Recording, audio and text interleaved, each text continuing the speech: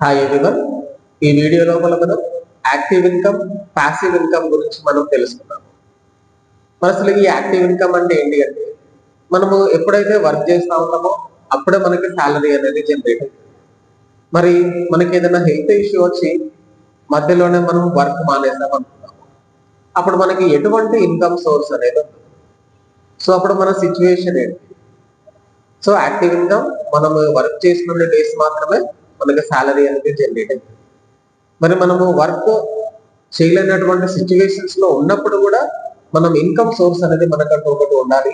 అందుకోసం మనము ఈ యాక్టివ్ ఇన్కమ్ తో పాటు పాసివ్ ఇన్కమ్ ని కూడా మనం జనరేట్ చేయాలి. అసలు ఈ పాసివ్ ఇన్కమ్ అంటే ఏంటి అంటే మనం వర్క్ చేయలేనటువంటి సిచ్యువేషన్ లో ఉన్నప్పుడు మనకి ఎవ్రీ మంత్ ఎంత కొంత ఇన్కమ్ అనేది వస్తూ ఉండాలి ఆటోమేటిక్ గా. దాన్ని మనము పాసివ్ ఇన్కమ్ అంటాము. మరి ఈ పాసివ్ ఇన్కమ్ ని మనం ఎట్లా జనరేట్ చేయాలి? యాక్టివ్ ఇన్కమ్ చేస్తూనే మనము ఈ పాసివ్ ఇన్కమ్ ని మనం ఎట్లా జనరేట్ చేయాలి అనేది మనం నెక్స్ట్ వీడియోలో చూద్దాం.